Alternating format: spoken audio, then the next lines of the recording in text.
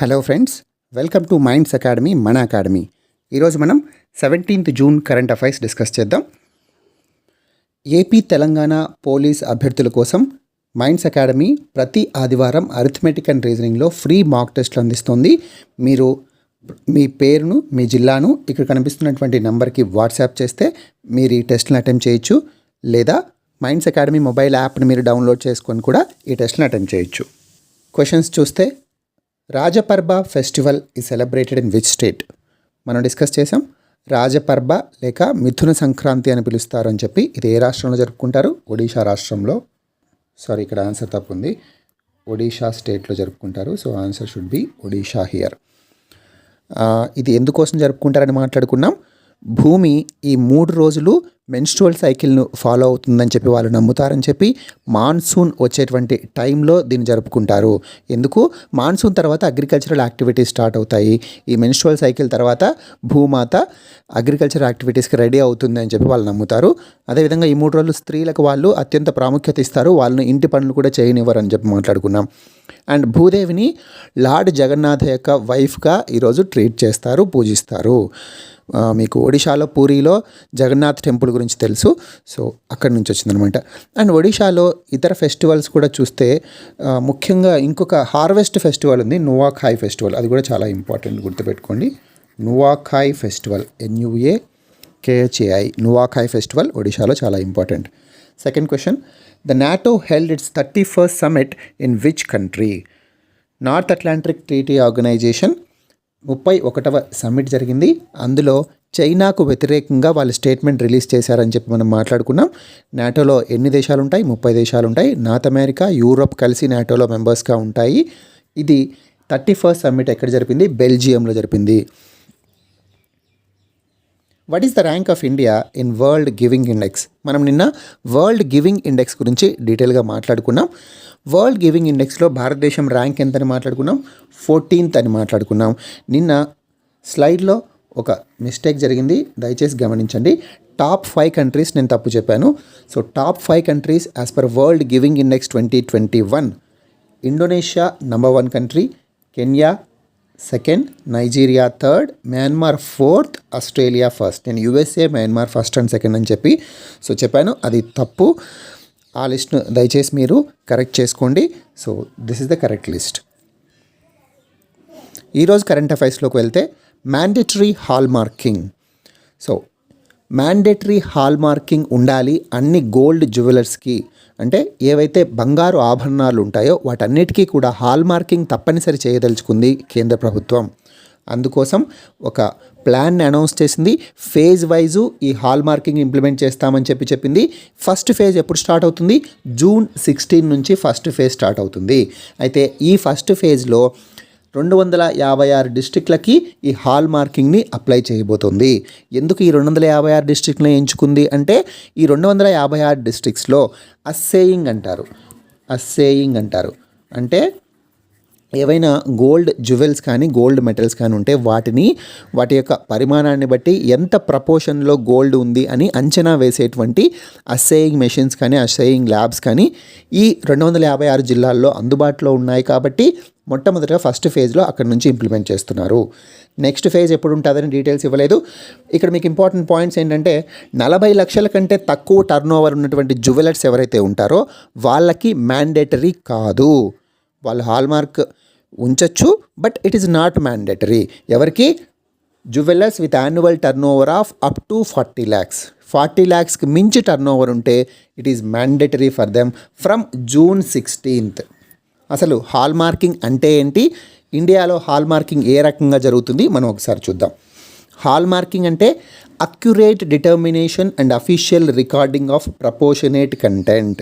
అంటే precious metal, అది gold కావచ్చు, సిల్వర్ కావచ్చు, ఆ ప్రెషియస్ మెటల్ ఎంత భాగంలో, ఎంత అమౌంట్లో ఉంది, ఎంత పరిమాణంలో ఉందో డిటర్మైన్ చేయడం, ఖచ్చితంగా నిర్ణయించడం.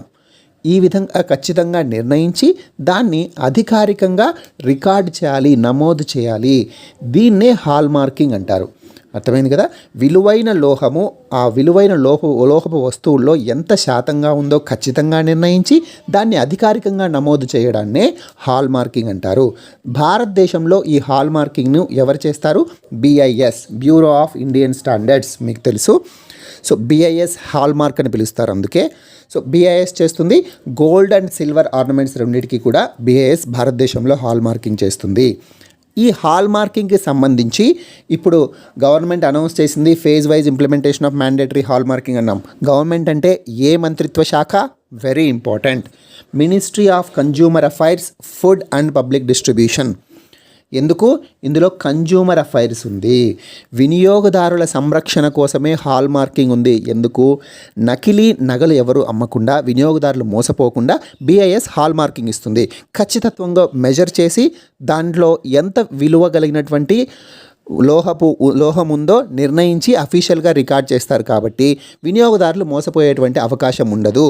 అందువల్లనే కన్జ్యూమర్ అఫైర్స్ మినిస్ట్రీ కిందకి ఇది వస్తుంది. Very important.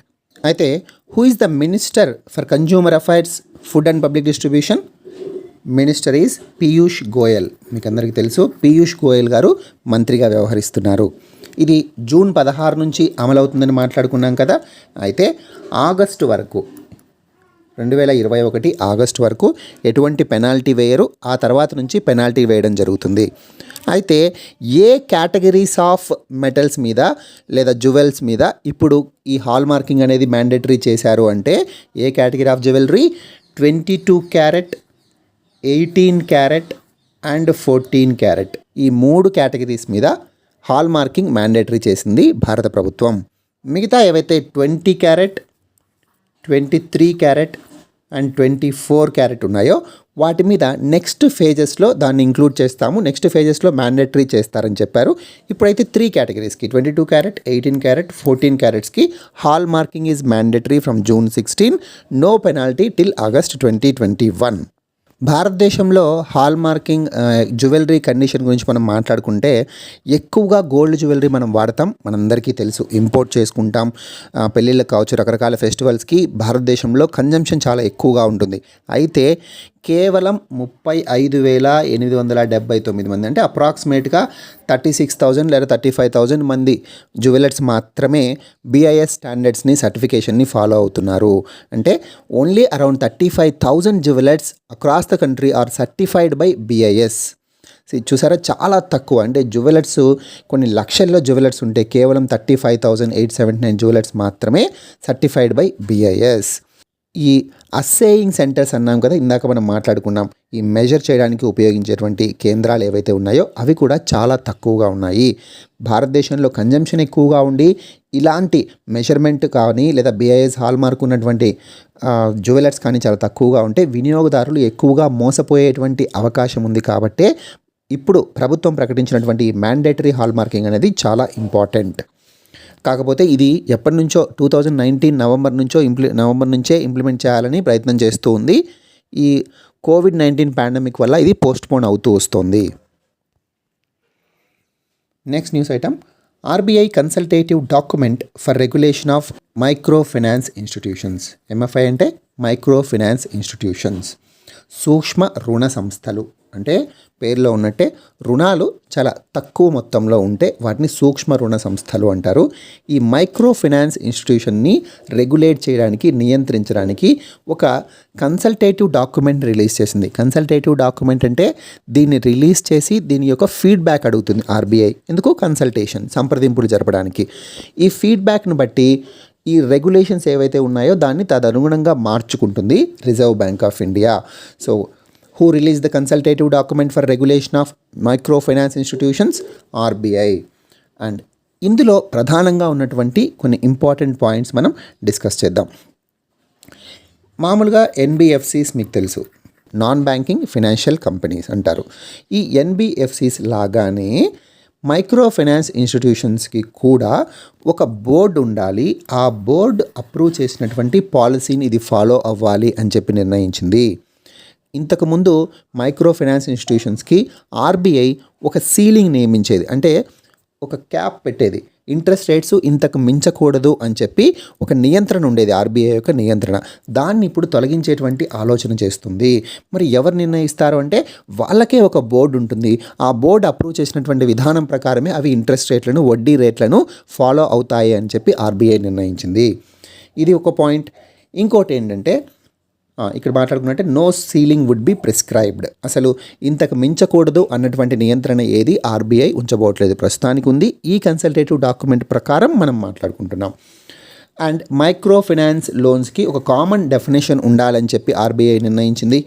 అంతేకాకుండా ఇంతకుముందు ఒక రూల్ ఉండేది, ఏదైనా ఒక బారోవర్ అంటే ఎవరైతే అప్పులు తీసుకుంటారో ఒక వ్యక్తికి 2 కంటే ఎక్కువ మైక్రో ఫైనాన్స్ ఇన్స్టిట్యూషన్స్ అప్పు ఇవ్వకూడదు. సో ఆ మైక్రో ఫైనాన్స్ ఇన్స్టిట్యూషన్స్ని ఎన్బిఎఫ్సి మైక్రో ఫైనాన్స్ ఇన్స్టిట్యూషన్స్ అంటారు. 2 కంటే ఎక్కువ ఒక బారోవర్కే అప్పు ఇవ్వకూడదు. ఈ రూల్ని కూడా రిమూవ్ చేసేటువంటి ఆలోచనలో ఉంది. అసలు ఈ చేంజెస్ వల్ల ఏమైనా యూస్ ఉందా అని మనం డిస్కస్ చేస్తే, మైక్రో ఫైనాన్స్ ఇన్స్టిట్యూషన్స్ ఇంతవరకు చాలా ఇబ్బందులు ఎదుర్కొంటున్నాయి. ఎందుకు?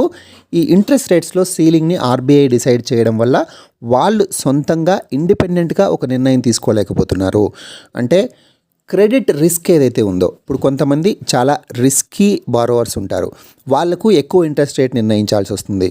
కొంతమంది ఖచ్చితంగా వాళ్ళు రిటర్న్ చేయగలరు, రీపే చేయగలరు అన్నటువంటి నమ్మకం ఉంటుంది. ఎందుకు? వాళ్ళ యొక్క క్రెడిట్ రేటింగ్ చాలా ఎక్కువగా, చాలా మంచి రేటింగ్ ఉంటుంది. అలాంటి వాళ్ళకి ఇవి తక్కువ వడ్డీతోనే ఇవ్వగలగాలి. అప్పుడే వాళ్ళు వీళ్ళ దగ్గరికి వస్తారు. అంటే కాంపిటేటివ్ ఇంట్రెస్ట్ రేట్ ఇచ్చినప్పుడే ఆ micro finance institution develop అవ్వగలుగుతుంది.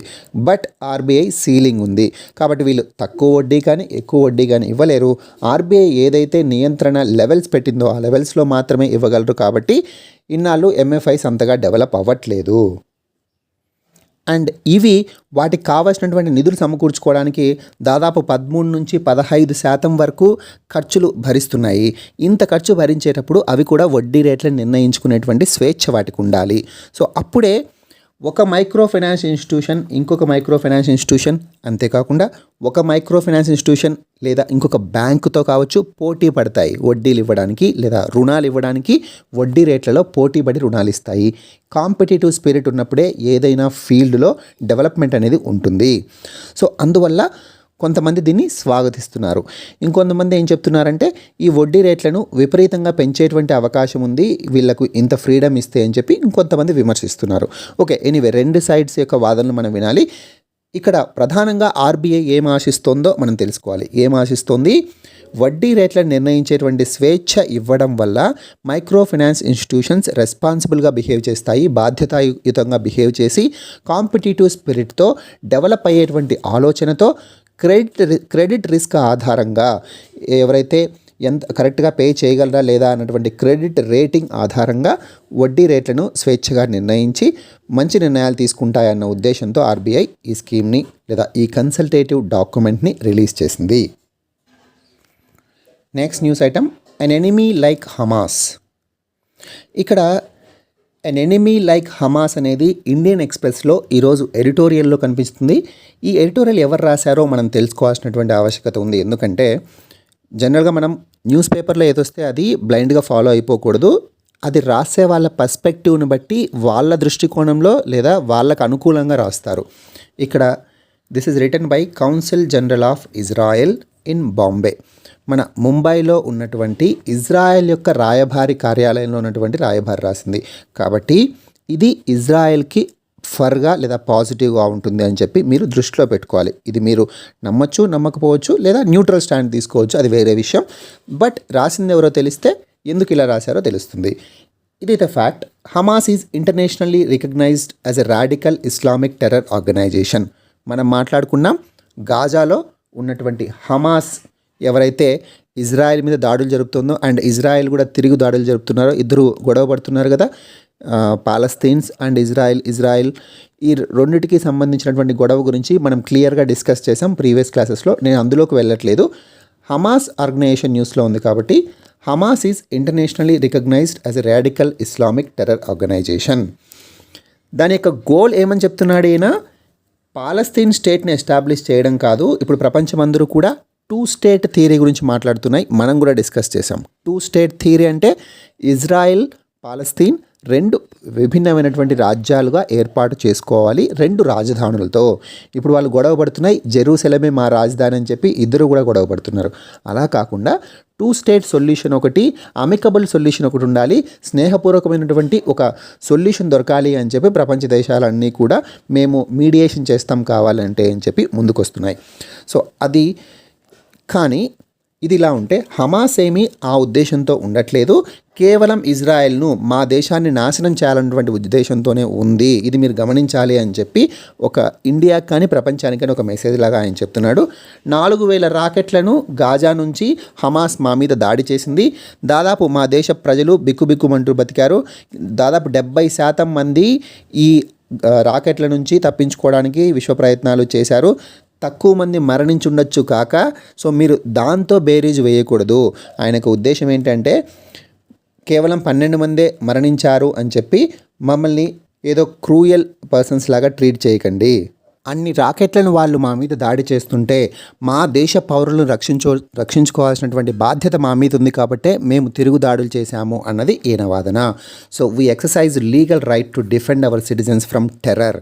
Hamas is a terrorist organisation, globally recognised.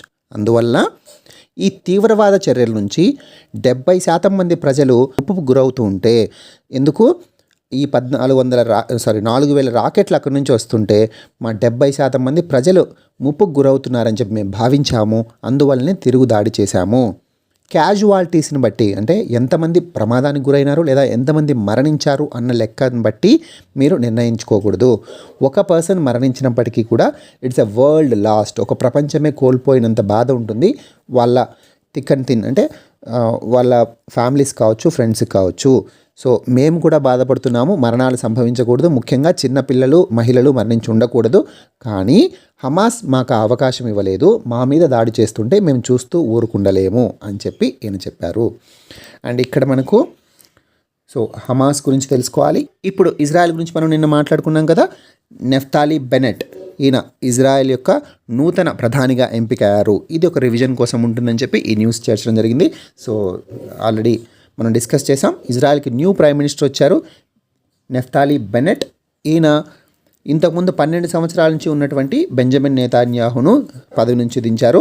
Benjamin నేతాన్యాహు ఈయన చాలా తక్కువ మెజారిటీతో వచ్చారని మనం మాట్లాడుకున్నాం. So what is Israel's parliament? Knesset.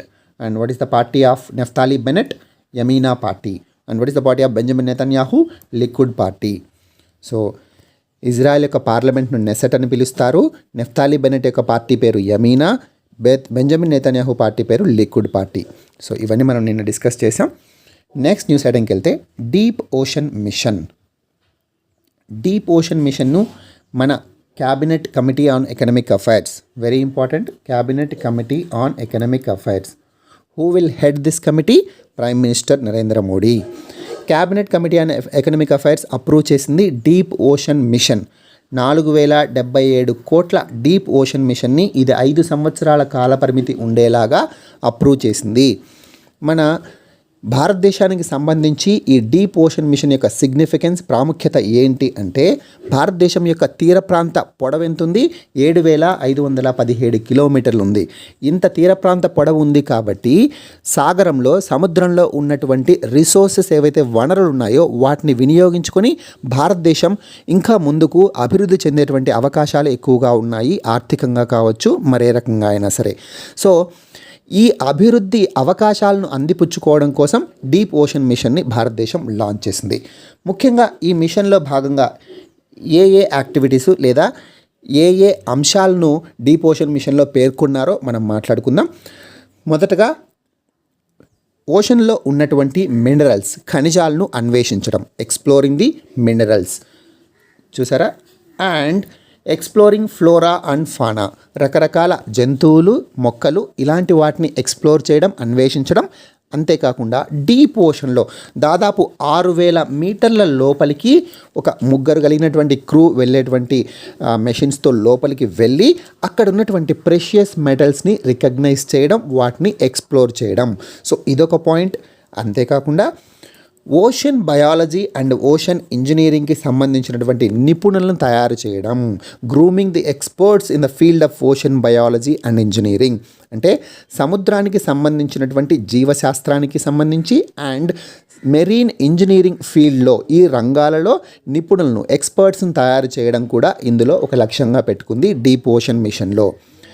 ఇంకొక పాయింట్ క్లైమేట్ చేంజ్. ఇక్కడ చూస్తే క్లైమేట్ చేంజ్ అంటే మనము వాతావరణ మార్పుల వల్ల, ఓషన్లో వచ్చేటువంటి రకరకాల మార్పుల వల్ల చాలా తీర ప్రాంతం ప్రమాదాలకు గురవుతుంది. ముఖ్యంగా సైక్లోన్సే కాకుండా ఓషన్లో వచ్చేటువంటి టెక్టానిక్ ప్లేట్స్ యొక్క డిస్టర్బెన్స్ వల్ల భూకంపాలు వచ్చి తద్వారా సునామీలు కూడా వస్తున్నాయి. సో ఇలాంటి క్లైమేట్ చేంజెస్ ఏవైతే ఉన్నాయో వాటిని అనలైజ్ చేయడం ఇందులో అది కూడా ఒక భాగం.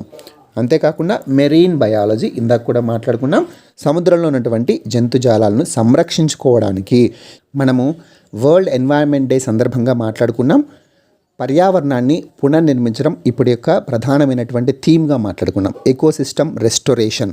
సో ఇందులో భాగంగానే ఓషన్ రీవైల్డింగ్ అని కూడా మాట్లాడుకున్నాం. ఓషన్ రీవైల్డింగ్, సముద్ర పునర్నిర్మాణం అని మాట్లాడుకున్నాం. సముద్రాన్ని పునర్నిర్మించడం మానవ జాతికి ఎంత ఆవశ్యకతో కూడా మాట్లాడుకున్నాం.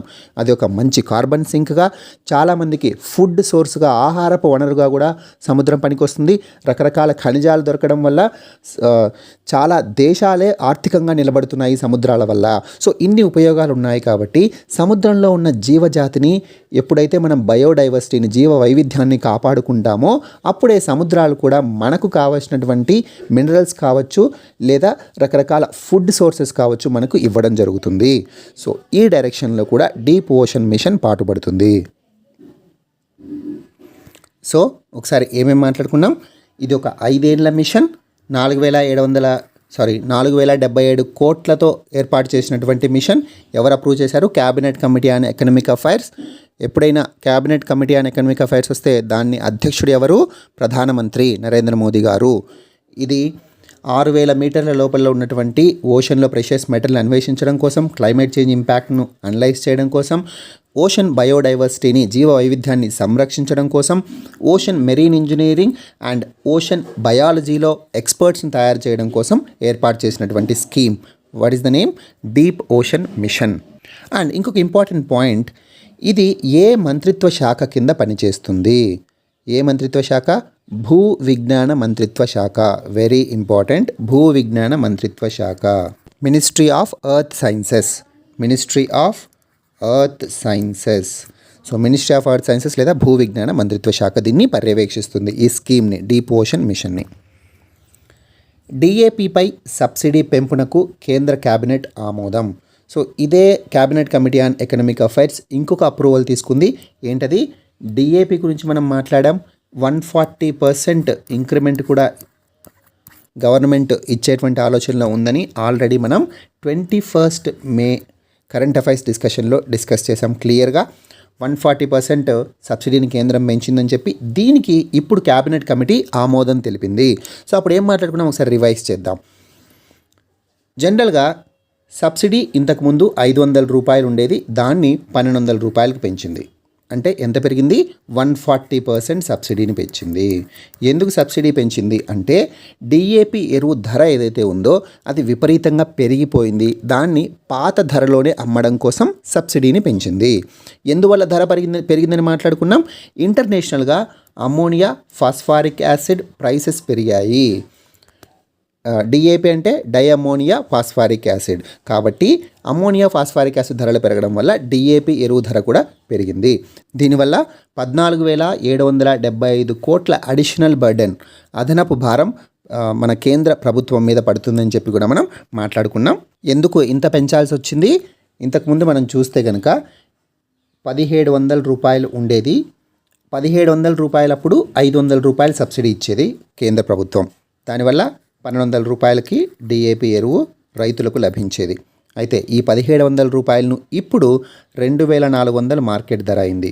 సో 1,700 రూపాయలు కాకుండా 2,400 రూపాయలు మార్కెట్ ధర అయింది.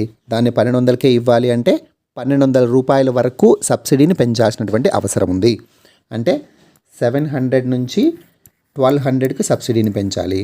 అంటే 140% సబ్సిడీ పెరిగింది. Next news item, drones for COVID-19 vaccines. మనము డ్రోన్స్ కోవిడ్-19 యొక్క మెడిసిన్స్ డెలివరీ కోసమని ఇంతకుముందు Telangana government medicine from the sky ప్రాజెక్ట్ని ఇంప్లిమెంట్ చేస్తుందని చెప్పి క్లియర్గా డిస్కస్ చేసాం. సో దాని గురించి ఒకసారి మాట్లాడుకుంటే, వికారాబాద్ ఏరియా హాస్పిటల్ నుంచి చుట్టుపక్కల ఉన్నటువంటి సరౌండింగ్స్లో పైలట్ ప్రాజెక్ట్ని తెలంగాణ టెస్ట్ చేసింది. దానికోసం పౌర విమానయాన మంత్రిత్వ శాఖ నుంచి అప్రూవల్స్ కూడా పొందింది అని చెప్పి మాట్లాడుకున్నాం. ఎందుకు అప్రూవల్స్ కావాలి? విజువల్ రేంజ్ ఏదైతే మన విజువల్ రేంజ్ అంటే తెలుసు కదా, మన దృష్టి యొక్క రేంజ్ ఏదైతే ఉందో దానికి మించి వెళ్ళాలంటే, బియాండ్ విజువల్ రేంజ్ వెళ్ళాలి అంటే సివిల్ ఏవియేషన్ మినిస్ట్రీ యొక్క పర్మిషన్స్ తప్పనిసరి. విజువల్ రేంజ్ వరకు అయితే పర్మిషన్స్ ఉంటాయి, బట్ బియాండ్ విజువల్ రేంజ్ ఏదైనా డ్రోన్స్ వెళ్ళాలి అంటే సివిల్ ఏవియేషన్ మినిస్ట్రీ యొక్క పర్మిషన్స్ తప్పనిసరి. అందువల్ల తీసుకుంది మన తెలంగాణ రాష్ట్రం. అయితే ఇప్పుడు ICMR, Indian council of medical research వాళ్ళే డైరెక్ట్గా ఎవరైతే ఇంట్రెస్ట్ ఉన్నారో వాళ్ళు డ్రోన్ ఆపరేటర్స్ ఎవరైతే ఉన్నారో వాళ్ళు కోవిడ్-19 వ్యాక్సిన్ డెలివరీ కోసం మాకు అవసరం ఉంది, మీరు ముందుకు రావాలి అని చెప్పి బిడ్స్ని ఆహ్వానించింది. సో ఎవరైతే డ్రోన్ ఆపరేటర్స్ ఉన్నారో వాళ్ళు ముందుకు రావచ్చు. వాళ్ళకి ఏమేమి కండిషన్స్ పెట్టింది? Those drones can fly beyond visual line of sight, అంటే they should be able to fly beyond visual line of sight. మనం ఇందాక మాట్లాడుకున్నాం కదా, విజువల్ లైన్ ఆఫ్ సైట్ కంటే ఎక్కువ దూరం వెళ్ళగలిగేటువంటి డ్రోన్స్ అయి ఉండాలి. అవి 4 కేజీల పేలోడ్ అంటే ఆ వెయిట్ బరువు ఎంత అవుతుందో 4 కేజీలు మోయగలగాలి.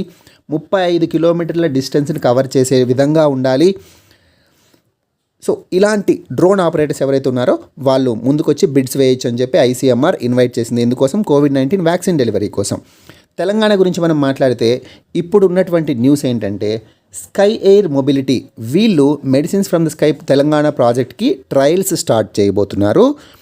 ఇది ఒక పైలట్ ప్రాజెక్ట్ అని మాట్లాడుకున్నాం. ఇలాంటి పైలట్ ప్రాజెక్ట్స్కి సంబంధించినటువంటి ఆపరేటర్స్కి దాదాపు 20 మందికి already ministry of civil aviation permissions ఇచ్చింది.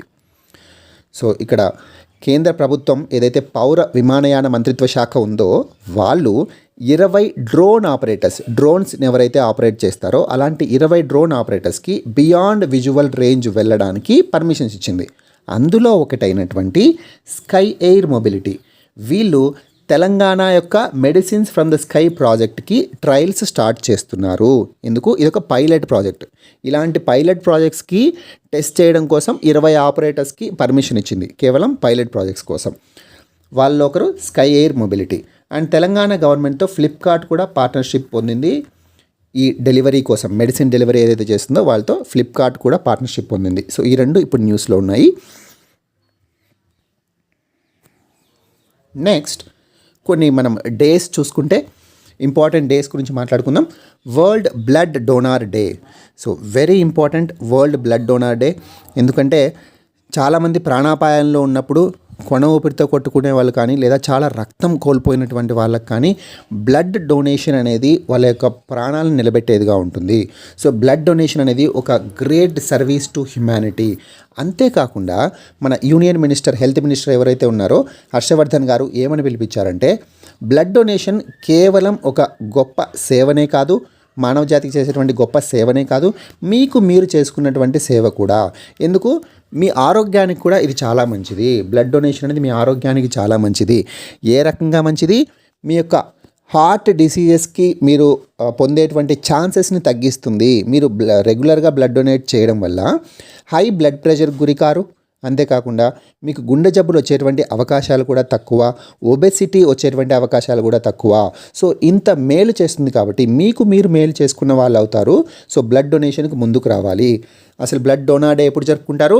14th జూన్ జరుపుకుంటారు. ఎందుకోసం? బ్లడ్ డొనేషన్ యొక్క ఆవశ్యకతని, ప్రాముఖ్యతని అందరికీ తెలియజెప్పి అవగాహనను పెంపొందించడం కోసం. సో ఈ ఇయర్ 2021 బ్లడ్ డోనార్ డే యొక్క థీమ్ ఏంటంటే, give blood and keep the world beating. ఐక్యరాజ్య సమితి బ్లడ్ డోనార్ డే సందర్భంగా ఒక ప్రకటన చేసింది. కోవిడ్-19 పాండమిక్ ఉన్నప్పటికీ కూడా చాలామంది స్వచ్ఛందంగా సేఫ్ బ్లడ్ సప్లైస్ వచ్చేందుకు చాలా కృషి చేశారు.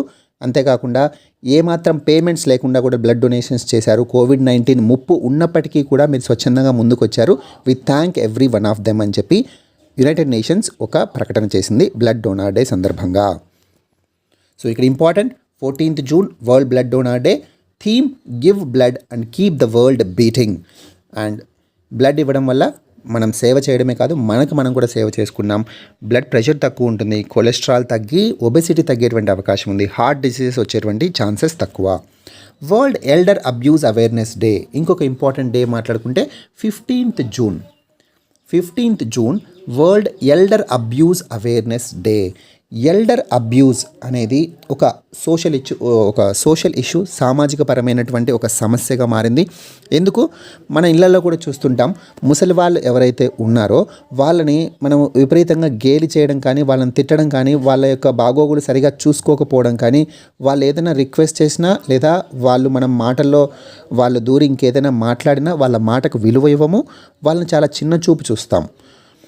సో ఇలాంటి అబ్యూజ్ ఏదైతే ఉందో, వాళ్ళని అగౌరవపరచడం కానీ, వాళ్ళని సరిగా చూసుకోకపోవడం లేదా వాళ్ళని హానికి గురి చేయడం, వాళ్ళని కొట్టడం కూడా చాలామంది చేస్తుంటారు. ఇలాంటి అబ్యూజ్ ఏదైతే ఉందో ఇది ప్రపంచవ్యాప్తంగా ఒక సామాజిక సమస్యగా మారింది.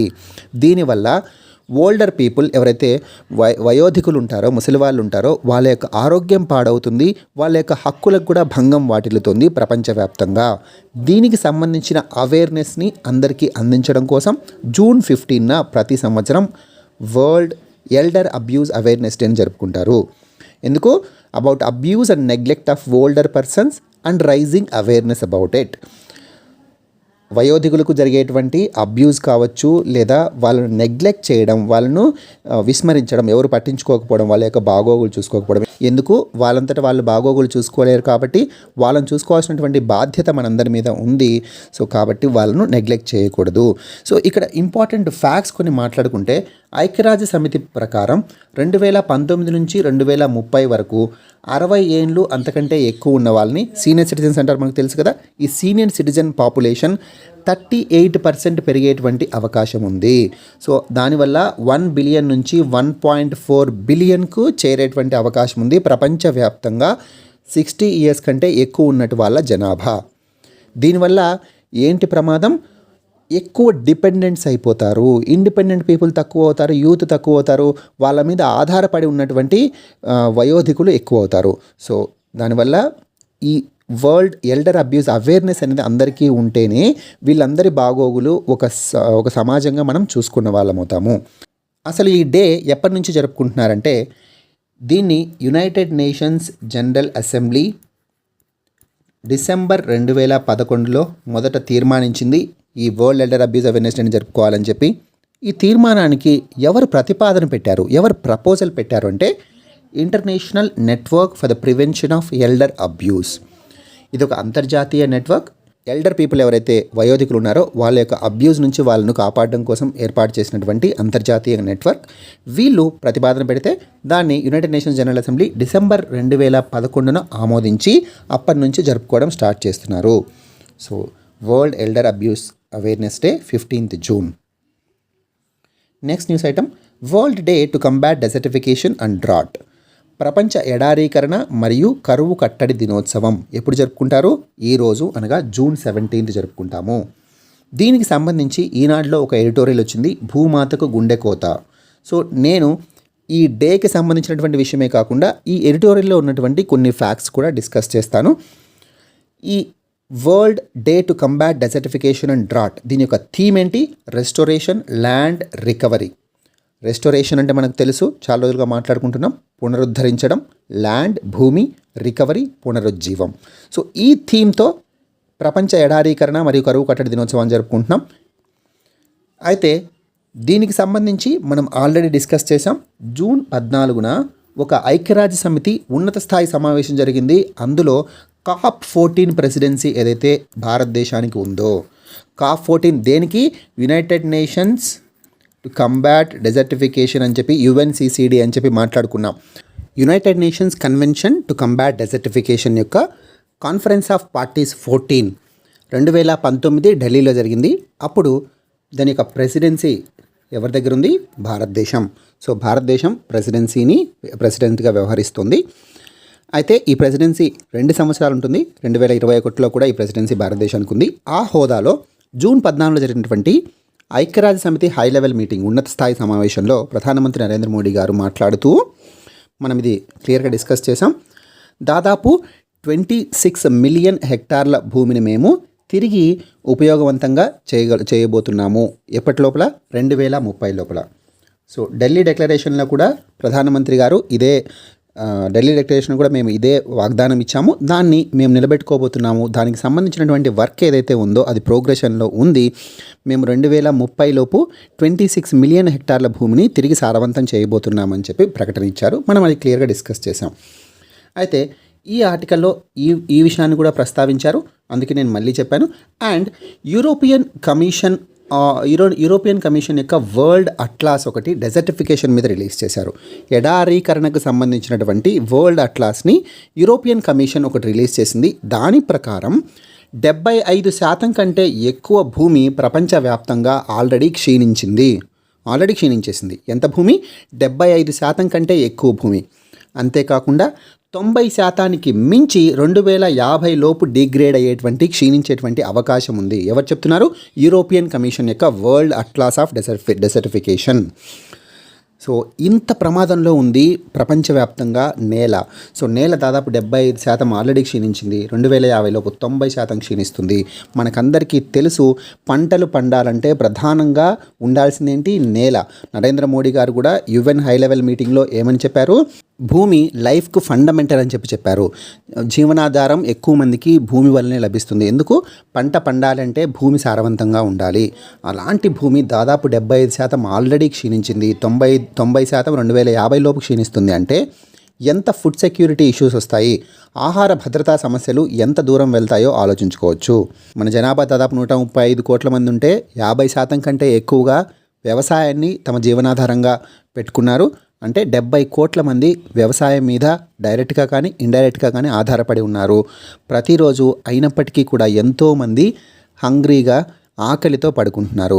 ఇలాంటి సమస్యలు ఉన్నప్పుడు నేల ఇంకా నిస్సారవంతమైపోతే చాలామందికి ఆహార కొరత ఎదురయ్యేటువంటి అవకాశాలు చాలా ఎక్కువగా ఉన్నాయి. అసలు వాట్ ఈజ్ డిగ్రేడేషన్ లేదా డెజర్టిఫికేషన్? సో డిగ్రేడేషన్ అంటే భూమి నిస్సారమైపోవడం. అంటే ఎక్కువగా కల్టివేషన్ చేయడం, కానీ కల్టివేషన్ అంటే ఎక్కువ పంటలు వేస్తే అందులో ఉన్నటువంటి సారాన్ని అంతా మొక్కలు తీసుకుంటాయి, అది వెంటనే నిస్సారం అయిపోతుంది. కానీ మరి ఎక్కువ పంటలు వేయకపోతే ఆహార భద్రత ఉండదు కదా అంటే పంటలు వేయచ్చు, కానీ ఆ భూమికి తగినటువంటి రెజువనేట్ అయ్యేటువంటి పునరుజ్జీవం పొందేటువంటి సమయం ఇవ్వాలి, లేదా ఎరువులను వేయాలి. కానీ ఎరువులు ఇప్పుడు కెమికల్ ఫర్టిలైజర్స్ అయిపోయాయి.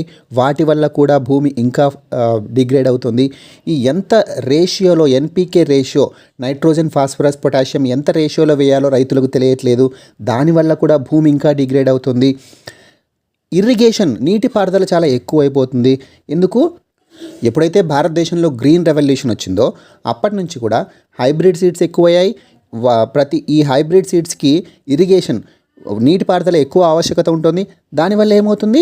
నేలలో ఉన్నటువంటి లవణాలు కొట్టుకుపోవడం, కరిగిపోవడం, చాలా లోపలికి బ్లీచ్ అయిపోవడం జరుగుతుంది. దీనివల్ల కూడా నేల నిస్సారమైపోతుంది. ఇది వ్యవసాయం వల్ల జరగడం. వ్యవసాయం వల్ల మాత్రమేనా? లేదు. ఓవర్ గ్రేజింగ్, ఎక్కువగా తమ యొక్క పశువులను వీటిని గ్రేజింగ్ చేయడం అంటే మేపడం వల్ల. ఎక్కువగా మేపడం వల్ల ఏమవుతుందంటే ఈ గడ్డి ఏదైతే ఉందో మొత్తం అవి మేసేస్తే గడ్డి కూడా లేకుండా పోతే భూమి పట్టు సడలుతుంది. ఈ గడ్డి యొక్క వేర్లు ఏవైతే ఉన్నాయో భూమిని పట్టి ఉంచుతుంది. ఈ ఓవర్ గ్రేజింగ్ వల్ల ఈ భూమి పట్టు సడలితే వర్షాలకు కానీ లేదా గాలికి కానీ ఈ ఇసుక రేణువులు ఈ భూమి మీద ఉన్నటువంటి పార్టికల్స్ కొట్టుకుపోతాయి. దానివల్ల కూడా నేల పైభాగము కొట్టుకుపోతుంది. ఇలా భూమి డిగ్రేడ్ అవుతుంది. అంతేకాకుండా అడవులను కొట్టేస్తున్నాం, రకరకాల పొల్యూషన్ జరుగుతుంది భూమికి. ఎక్కువగా బోర్వెల్స్ వేసి లోపల ఉన్నటువంటి వాటర్ను కూడా లాగేస్తున్నాం. ఇన్ని యాక్టివిటీస్ వల్ల, ముఖ్యంగా ఈ యాక్టివిటీస్ అని ఎవరు చేస్తున్నారు? మానవుడే చేస్తున్నారు. ఇలాంటి ఆంథ్రోపోజెనిక్ యాక్టివిటీస్ వల్ల భూమి నిస్సారం అయిపోతుంది. భూమి నిస్సారమయ్యేటువంటి కండిషన్ ఇంటెన్సిఫై అయితే, తీవ్రమైతే అప్పుడు ఏమవుతుంది? ఎడారిగా మారిపోతుంది. ఎడారి అంటే తిరిగి దాన్ని సారవంతం చేసుకునేటువంటి లేదా వ్యవసాయం చేసేటువంటి అవకాశం, మొక్కలు పండేటువంటి అవకాశం లేకుండా పోతుంది. దాన్ని డెజర్టిఫికేషన్ అంటారు. సో డిగ్రేడేషన్ ఎక్కువ ఇంటెన్సిఫై అయితే డెజర్టిఫికేషన్ అవుతుంది. సో అర్థమైంది కదండి, డిగ్రేడేషన్ అంటే ఏంటి, డెజర్టిఫికేషన్ అంటే ఏంటి. సో భారతదేశం ఎలాంటి కమిట్మెంట్స్ తీసుకుంది? గత 10 సంవత్సరాల్లో మనము 3 మిలియన్ హెక్టార్ల అటవీ ప్రాంతాన్ని పెంచగలిగాము, చేర్చగలిగామని నరేంద్ర మోడీ గారు యుఎన్ హై లెవెల్ మీటింగ్లో చెప్పారని చెప్పి మనం మాట్లాడుకున్నాం 15th జూన్ కరెంట్ అఫైర్స్లో. And what is the SDG, సుస్థిరాభివృద్ధి లక్ష్యం ఏంటి? ఈ డిగ్రేడేషన్కి సంబంధించి ఎస్డిజి 15 అని మాట్లాడుకున్నాం. 15.3 టార్గెట్ ఏంటి? 2030 లోపల డెజర్టిఫికేషన్ని నిర్మూలించి డిగ్రేడెడ్ ల్యాండ్ అండ్ సాయిల్ ఏదైతే ఉందో వాటిని పునర్నిర్మించడం, పునరుజ్జీవం పొందించడం. సో ఇక్కడ మ్యాప్లో చూస్తే మీకు ఏ కంట్రీ కనిపిస్తుంది? Ethiopia. And what is the capital of Ethiopia? Addis Ababa. దీని గురించి కూడా మనం మాట్లాడుకున్నాం. Addis Ababa capital of Ethiopia. అయితే ఇప్పుడు ఇథియోపియా వార్తల్లో నిలిచింది చాలా రోజుల నుంచి. ఎందుకో మనం డిస్కస్ చేద్దాం. ఇథియోపియాలోని నార్త్ రీజన్ ఏదైతే టిగ్రే రీజన్ ఉందో దీనివల్ల ఇథియోపియా వార్తల్లో నిలిచింది. ఎందుకంటే ఈ రీజన్లో ఉన్నటువంటి, ఈ స్టేట్లో ఉన్నటువంటి గవర్నమెంట్ ఏదైతే ఉందో వారికి అండ్ ఇథియోపియా ఫెడరల్ గవర్నమెంట్కి, అంటే కేంద్ర ప్రభుత్వం, మనం ఏదైతే కేంద్ర ప్రభుత్వం అని చెప్తామో, సో ఇథియోపియన్ ఫెడరల్ గవర్నమెంట్కి టిగ్రే రీజన్లో ఉన్నటువంటి రీజనల్ గవర్నమెంట్కి క్లాషెస్ వస్తున్నాయి, ఇష్యూస్ నడుస్తున్నాయి. దీనివల్ల ఈ టిగ్రే రీజన్లో చాలామంది ప్రజలు ఆకలితో అల్లాడుతున్నారు. ఫెమైన్ కండిషన్స్ దాదాపు ఏర్పడ్డాయి. ఫెమైన్ అంటే మీకు డ్రాట్కి ఫెమైన్కి తేడా మీరు గమనించాలి. డ్రాట్ అన్న తెలుగులో కరువు అంటాం, ఫెమైన్ అన్న కరువు అంటాం. కానీ డ్రాట్ అంటే ఎక్కువ కాలం వర్షాలు పడకపోతే దాన్ని డ్రాట్ అంటారు. ఈ డ్రాట్ వలన పంటలు సరిగా పండక ఆహార సమస్య ఏర్పడితే, ఆహార కొరత ఏర్పడితే అప్పుడు దాన్ని ఫెమైన్ అంటారు. ఐక్యరాజ్య సమితి ప్రకారం ఇక్కడ సివియర్ ఫెమైన్ కండిషన్స్ ఉన్నాయి, చాలా ఆహార సమస్య ఉంది, చాలామందికి ఆహారం దొరకట్లేదు అని చెప్పి ఐక్యరాజ్య సమితి చెప్తుంది. బట్ ఇథియోపియన్ గవర్నమెంట్ ఏమో దీన్ని ఒప్పుకోవట్లేదు. అంత ఆహార సమస్య ఏమీ మాకు లేదు అని చెప్పి ఇథియోపియన్ గవర్నమెంట్ ఈ అలిగేషన్స్ని తోసిపుచ్చుతుంది. సో ఇథియోపియా బార్డర్ కంట్రీస్ కూడా మీరు చూడాలి. ఇది హార్న్ ఆఫ్ ఆఫ్రికా అని చెప్పి మనం మాట్లాడుకున్నాం. Horn of Africa, African continent చూస్తే ఇది ఒక కొమ్ములాగా ఇట్లా వస్తుంది. Horn of Africa, Tigray crisis, Tigray region northern most regional state ఇందాక చూసాం. ఐక్యరాజ్య సమితి ప్రకారం ఇక్కడ సివియర్ ఫెమైన్ కండిషన్స్ ఉన్నాయి. బట్ ఇథియోపియన్ గవర్నమెంట్ ఒప్పుకోవట్లేదు. Who is Ethiopian prime minister? Abiy Ahmed. Ethiopia వార్తల్లో ఉంది కాబట్టి ప్రైమ్ మినిస్టర్ అండ్ క్యాపిటల్ ఇవి తెలియాలి. Abiy Ahmed is the prime minister. ఇథియోపియాకి ఈ టిగ్రే రీజియన్లో ఉన్నటువంటి ఈ క్లాషెస్ ఏవైతే ఉన్నాయో ఆ గవర్నమెంట్కి, సెంట్రల్ గవర్నమెంట్కి, దీనికి సంబంధించి ఎరిత్రియా కూడా హెల్ప్ చేస్తుంది. సో ఎరిత్రియన్ ఆర్మీ కూడా వీటికి హెల్ప్ చేస్తుంది. అక్కడ ఉన్నటువంటి ఈ సివిలియన్ కాన్ఫ్లిక్ట్ వల్ల, ఈ కండిషన్ వల్ల, ఈ వార్ లైక్ సిచ్యువేషన్ వల్ల ఏమవుతుంది అంటే సివియర్ ఫెమైన్ కండిషన్స్ వచ్చాయి. చాలా అనార్కీ కూడా నెలకొంది. అంటే క్రిమినల్ యాక్టివిటీస్ కూడా ఎక్కువ అవుతాయి. ఎప్పుడైతే ఒక ప్రాంతంలో ఫెమైన్ ఎక్కువయ్యి ఆకలి చావులు ఎక్కువ అవుతాయో అలాంటి సిచ్యువేషన్లో అనార్కీ బయలుదేరుతుంది, ఎక్స్ట్రీమిస్టులు బయలుదేరుతారు. సో అందువల్ల సివియర్ క్రిమినల్ యాక్టివిటీస్ కానీ, సెక్షువల్ అటాక్స్ కానీ ఇలాంటివి ఎక్కువ అవుతున్నాయి. ఏ రీజన్లో? టిగ్రే రీజన్లో. సో ఇందుకోసం ఇది వార్తల్లో నిలిచింది. అంతేకాకుండా గత సంవత్సరం నుంచి Ethiopia and Sudan and Egypt దేశాలు ఒక విషయమై వార్తల్లో ఉన్నాయి. అండ్ ఈరోజు కూడా ఇది వార్తల్లో ఉంది. గ్రాండ్ ఇథియోపియన్ రెనైజెన్స్ డ్యామ్, దీన్ని షార్ట్గా GERD అని పిలుస్తారు. చాలా ఇంపార్టెంట్. గత సంవత్సరాలుగా ఇది వార్తల్లో నిలుస్తూనే ఉంది. ఈరోజు ఎందుకు ఇది వార్తల్లో ఉంది అంటే అరబ్ లీగ్ ఒక రెజల్యూషన్ తీసుకుంది. ఆ రెజల్యూషన్ ప్రకారం ఈ గ్రాండ్ ఇథియోపియన్ రెనైజెన్స్ డ్యామ్ విషయంలో ఈజిప్ట్ అండ్ సూడాన్ యొక్క ఆర్గ్యుమెంట్ని సపోర్ట్ చేస్తుంది. ఏంటి ఈ GERD ఇష్యూ అంటే? ఇథియోపియా ఈ ఆఫ్రికన్ కాంటినెంట్లోనే ఒక బిగ్గెస్ట్ డ్యామ్ కట్టబోతుంది. అది ఎక్కడ కట్టబోతుంది? ఇక్కడ చూసారా, ఇది సూడాన్కి ఇథియోపియాకి బార్డర్లో ఉంది. ఏ నది మీద కట్టబోతుంది? నైలు నది మీద. సో నైలు నది మీ అందరికీ తెలుసు, ఆఫ్రికాలో ఉన్నటువంటి నైలు నది. ఈ నైలు నది మీద కన్స్ట్రక్ట్ చేయబోతుంది. మరి ఈజిప్ట్, సూడాన్ యొక్క ప్రాబ్లం ఏంటి? ఇవి లోవర్ రైపేరియన్ స్టేట్స్ అవ్వడం వల్ల ఈ నైలు నది మీద ఇక్కడ వీళ్ళు బిగ్గెస్ట్ డ్యామ్ కడితే ఈజిప్ట్ మొత్తం దాదాపు 90% మంది నైలు నది నుంచే వారి యొక్క అవసరాలను, రోజువారీ నీటి అవసరాలను తీర్చుకుంటున్నారు, త్రాగునీటి అవసరాలను కూడా తీర్చుకుంటున్నారు. అంటే మొత్తం ఈజిప్ట్ యొక్క జనాభా నైలు నది మీద డిపెండ్ అయి ఉన్నప్పుడు వీళ్ళు ఇక్కడ బిగ్గెస్ట్ డ్యామ్ కట్టేస్తే వాటికి తగినంత వాటర్ వచ్చేటువంటి అవకాశం లేదు కాబట్టి ఇవి గొడవ చేస్తున్నాయి. సో అంతేకాకుండా సూడాన్ కూడా చూస్తే మీరు లోవర్ రైపేరియన్లో ఉంది కాబట్టి సూడాన్ కూడా ప్రాబ్లం క్రియేట్ చేస్తుంది. సో ఈజిప్ట్, సూడాన్, ఇథియోపియాకి ఈ విషయంలో గొడవ జరుగుతుంది. ఇది ఎప్పటి నుంచో అంతర్జాతీయంగా ఒక సమస్యగా మారింది. అరబ్ లీగ్ ఇప్పుడు ఈజిప్ట్ సూడాన్ని సపోర్ట్ చేస్తూ ఒక రెజల్యూషన్ తీసుకున్నాయి. ఇథియోపియా దాన్ని అపోజ్ చేసింది. యువశక్తి కరోనా ముక్తి అభియాన్. యువశక్తి కరోనా ముక్తి అభియాన్ అనేటువంటి స్కీమ్ని ఏ ప్రభుత్వం లేదా ఏ రాష్ట్ర ప్రభుత్వం లాంచ్ చేసింది? Very important, Madhya Pradesh. మధ్యప్రదేశ్ ప్రభుత్వం లాంచ్ చేసింది యువశక్తి కరోనా ముక్తి అభియాన్. ఈ స్కీమ్ ద్వారా టీచర్స్ అండ్ దాదాపు 16 లక్షల స్టూడెంట్స్, ఉపాధ్యాయులకు మరియు 16 లక్షల విద్యార్థులకు ట్రైనింగ్ ఇస్తారనమాట. దేని విషయంలో? Covid friendly behaviour and vaccination. అంటే కోవిడ్కి సంబంధించినటువంటి బిహేవియర్ ఏ రకంగా ఉండాలి, అంటే కోవిడ్ వచ్చినప్పుడు ఏ రకంగా నడుచుకోవాలి, లేదా కోవిడ్ రాకముందు ఎలాంటి జాగ్రత్తలు తీసుకోవాలి, అండ్ కోవిడ్ వ్యాక్సినేషన్ యొక్క అవగాహన. ఎందుకు చాలామంది వ్యాక్సిన్ హెజిటెన్సీ అని మాట్లాడుకున్నాం. వ్యాక్సిన్ తీసుకోవాలంటే చాలా జంకుతున్నారనమాట. దానివల్ల ఏమైనా అలర్జీస్ వస్తాయేమో, మేము మరణిస్తామేమో అని చెప్పి భయపడుతున్నారు. సో దీనికి సంబంధించినటువంటి అవగాహన, వీటన్నిటిని ప్రజలకు అవగాహన పెంపొందించడం కోసం ఈ స్టూడెంట్స్ కనుక ట్రైనింగ్ ఇస్తే ఏం చేస్తారు? వాళ్ళ ఇంట్లో వాళ్ళకి చెప్తారు, ముఖ్యంగా పేరెంట్స్ కావచ్చు, రిలేటివ్స్ కావచ్చు, ఫ్రెండ్స్ కావచ్చు చెప్తారు. అంతేకాకుండా వీళ్ళని ఒక యూత్ ఫోర్స్గా, ఒక యువశక్తిగా మలచి ప్రజలందరికీ కూడా దీనికి సంబంధించినటువంటి అవగాహన పెంపొందించాలని నిర్ణయం తీసుకుంది మధ్యప్రదేశ్ గవర్నమెంట్. సో మధ్యప్రదేశ్ వార్తల్లో ఉంది కాబట్టి మధ్యప్రదేశ్ ఈ మధ్య ఏ విషయాల్లో వార్తలు నిలిచిందో జస్ట్ ఒక బ్రీఫ్గా చూద్దాం. అంకుర్ స్కీమ్ అని ఒక స్కీమ్ లాంచ్ చేసింది Madhya Pradesh government. Who is the chief minister of Madhya Pradesh? Shivraj Singh Chouhan. So ఈ అంకుర్ స్కీమ్ ఏంటంటే, పౌరులు ఏవైతే సిటిజన్స్ ఉంటారో మొక్కలు నాటినందుకు, ఇప్పుడు మాన్సూన్ సీజన్ రాబోతుంది కదా, ఈ ఋతుపవనాలు వస్తున్నాయి కాబట్టి దేశమంతటా వ్యాపిస్తున్నాయి, వర్షాలు పడేటువంటి అవకాశం ఉంది కాబట్టి ఇప్పుడు కనుక మొక్కలు నాటితే తర్వాత వర్షాల వల్ల అవి బాగా పెరిగి పెద్ద అయ్యేటువంటి అవకాశం ఉంది. సో దీన్ని ఆపర్చునిటీని, ఈ అవకాశాన్ని వినియోగించుకోవాలన్నటువంటి ఉద్దేశంతో అంకుర్ స్కీమ్ని స్టార్ట్ చేసింది. అంకుర్ స్కీమ్లో సిటిజన్స్ మొక్కలు నాటాలి, మొక్కలు నాటి ఒక సెల్ఫీ లాంటి ఫోటో ఒకటి తీసుకోవాలి. తర్వాత 30 డేస్ తర్వాత 30 డేస్ వాళ్ళని జాగ్రత్తగా ఆ మొక్కను చూసుకొని పెంచి పెద్ద చేసి 30 డేస్ తర్వాత కూడా ఒక ఫోటో తీసుకోవాలి. వీళ్ళకు అంటే వీటిని గవర్నమెంట్కు పంపించడం ద్వారా ఒక అవార్డు ఇస్తారనమాట. సో వీళ్ళకి ఈ అవార్డు పేరు ఏంటంటే ప్రాణవాయు అవార్డు. ప్రాణవాయు అవార్డు ఇస్తారు. ఎందుకు? ఈ మొక్కల్ని పెంచి పెద్ద చేసినందుకు గాను పబ్లిక్ పార్టిసిపేషన్ ప్రోగ్రామ్ అనమాట దీనికి. ఎందుకంటే ప్రజలందరినీ కూడా మొక్కలు పెంచడంలో భాగస్వాములు చేయడం కోసం మధ్యప్రదేశ్ గవర్నమెంట్ లాంచ్ చేసింది. సో వీళ్ళు ఫొటోస్ తీసుకొని మొక్క నాటినప్పుడు 30 డేస్ తర్వాత ఈ ఫొటోస్ని వాయుదూత్ అని ఒక యాప్ ఉంటుంది, ఆ యాప్లో అప్లోడ్ చేస్తారు. వీళ్ళలో విన్నర్స్ని సెలెక్ట్ చేసి వాళ్ళకి ప్రాణవాయు అవార్డు ఇస్తుంది Madhya Pradesh government. And who is the governor of Madhya Pradesh? Anandiben Patel. Very important, Anandiben Patel is the governor of Madhya Pradesh. Madhya Pradesh ఇంకో విషయంలో వార్తలో నిలిచింది. World's largest solar power plant మధ్యప్రదేశ్లో నిర్మించబోతున్నారు ఓంకారేశ్వర్ డ్యామ్లో. ఓంకారేశ్వర్ డ్యామ్ ఏ నదికి సంబంధించి? నర్మదా నది. So world's largest solar power plant ఇంకా నిర్మించలేదు, ఇంకా పూర్తి అవ్వలేదు.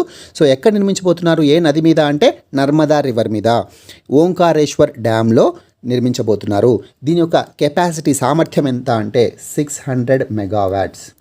వెరీ ఇంపార్టెంట్, 600 మెగావాట్స్ కెపాసిటీ కలిగినటువంటి ప్రపంచంలోకెల్లా అతిపెద్ద సోలార్ పవర్ ప్లాంట్ను ఏ రాష్ట్రం నిర్మించబోతోంది? మధ్యప్రదేశ్. ఎక్కడ? నర్మదా రివర్ మీద. Very important. దీనికి వరల్డ్ బ్యాంక్ కూడా సహాయ సహకారాలు, ఆర్థిక సహకారాన్ని అందిస్తుంది అనమాట. వరల్డ్ బ్యాంక్ కూడా ఆర్థిక సహకారాన్ని అందిస్తుంది. నెక్స్ట్ మనం ఇది డిస్కస్ చేసాం, సీఎం కోవిడ్-19 బాల్ కళ్యాణ్ యోజన. ఈ సీఎం కోవిడ్-19 బాల్ కళ్యాణ్ యోజన ద్వారా మధ్యప్రదేశ్ గవర్నమెంట్ మొట్టమొదటగా ఆర్ఫాన్స్ని, అనాథల్ని ఆదుకున్నటువంటి ప్రభుత్వంగా వార్తల్లోకి ఎక్కింది. ఎందుకు? కోవిడ్-19 సెకండ్ వేవ్లో చాలామంది మరణించడం వల్ల, వాళ్ళ పేరెంట్స్ మరణించడం వల్ల పిల్లలు అనాథలుగా మారారు. అనాథలుగా మారినటువంటి పిల్లల్ని ఆదుకోవాలన్నటువంటి ఉద్దేశంతో మొదట ముందుకొచ్చి స్కీమ్ని ఏర్పాటు చేసిన గవర్నమెంట్ ఏదంటే మధ్యప్రదేశ్. దాని పేరు కోవిడ్-19 బాల్ కళ్యాణ్ యోజన. సో ఈ స్కీమ్ ద్వారా మనం ఆల్రెడీ డిస్కస్ చేసాం. 5,000 రూపాయలు నెలకు ఇస్తారు. సో 5,000 రూపాయలు నెలకు ఆర్ఫాన్స్కి ఇస్తారు. అంతేకాకుండా వాళ్ళు 21 ఇయర్స్ అరౌండ్ వచ్చే వరకు కూడా వాళ్ళ ఎడ్యుకేషనల్ సపోర్ట్ కూడా ఇస్తారు. ఆ 21 ఇయర్స్ తర్వాత కూడా వాళ్ళు ఇంకా విద్యను అభ్యసించాలనుకుంటే 24 ఇయర్స్ వరకు కూడా గవర్నమెంట్ సపోర్ట్ ఉంటుంది వాళ్ళకి ఎడ్యుకేషన్ విషయంలో. సో ఇది సీఎం కోవిడ్-19 Bal Kalyan Yojana. And Ken Betwa link project, ఇది కూడా వార్తల్లో ఉంది. ఇది ఎప్పటి నుంచో వార్తల్లో ఉంది, కానీ మార్చిలో, ముఖ్యంగా మార్చ్ 22 చాలా ఇంపార్టెంట్. మార్చి 22ను ఏ రోజుగా జరుపుకుంటారు? World water day.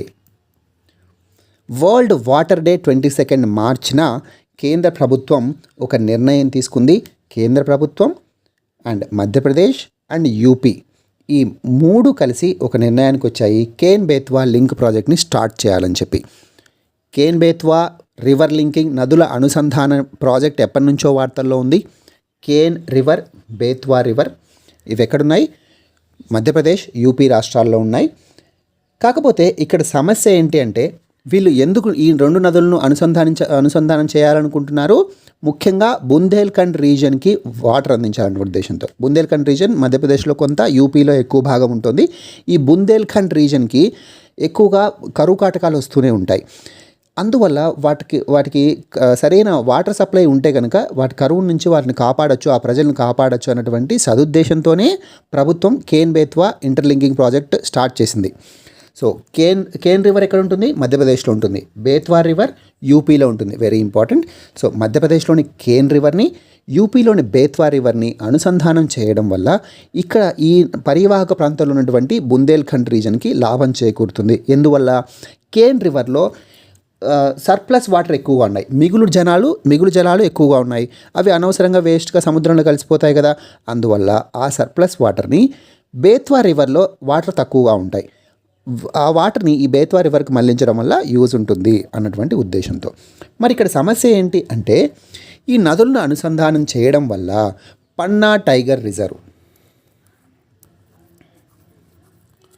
Very important, పన్నా టైగర్ రిజర్వ్ ఇది ఒక IUCN వరల్డ్ హెరిటేజ్ సైట్ కూడా. ఈ పన్నా టైగర్ రిజర్వ్ చాలా వరకు ముంపుకు గురవుతుంది. దాదాపు 40% వరకు కోలుకోలేని విధంగా దెబ్బతింటుంది అని చెప్పి కొంతమంది అనుమానపడుతున్నారు. అంతేకాకుండా ఈ పన్నా టైగర్ రిజర్వ్ ఈ అభయారణ్యంలో ఉన్నటువంటి దాదాపు 18 లక్షల చెట్లు నేలకూలుతాయని చెప్పి భావిస్తున్నారు. సో ఈ విధంగా పర్యావరణానికి దెబ్బ అండ్ టైగర్ రిజర్వ్ కూడా దెబ్బ ఉంటుందన్నటువంటి ఉద్దేశంతో NGT నేషనల్ గ్రీన్ ట్రిబ్యునల్ ఇలాంటి ప్రాజెక్ట్స్కి అనుమతి ఇవ్వాలి. పర్యావరణానికి సంబంధించినటువంటి అనుమతులు ఇచ్చేటువంటి సంస్థ ఏది? NGT ఇంకా అనుమతించలేదు. అంటే NGT దగ్గర ఇంకా ఆగిపోయింది. అయినప్పటికీ కూడా ఇవి ముందుకెళ్తున్నాయి. So this is about Ken Betwa river linking project. And మనం రివర్ లింకింగ్ ప్రాజెక్ట్ గురించి మాట్లాడుతున్నాం కాబట్టి కేంద్ర జలశక్తి మంత్రిత్వ శాఖ మంత్రి ఎవరు? కమెంట్లో మెన్షన్ చేయండి. Assam to give its own civilian awards. భారత ప్రభుత్వం ఇచ్చేటువంటి పౌర పురస్కారాలు ఏవి? మనకందరికీ తెలుసు. భారతరత్న హయ్యెస్ట్ సివిలియన్ అవార్డ్, తర్వాత పద్మ విభూషణ్, పద్మభూషణ్, పద్మశ్రీ ఈ ఆర్డర్లో. అయితే అస్సాం కూడా అసోం రత్న, అసోం విభూషణ్, అసోం భూషణ్, అసోం శ్రీని కూడా లాంచ్ చేస్తున్నాయి. అసోం రత్న వీళ్ళు ఎప్పటి నుంచో ఇస్తున్నారు కాబట్టి ఈ 3 కొత్తగా లాంచ్ చేశాయి. అసోం విభూషణ్, అసోం భూషణ్, అసోం శ్రీ.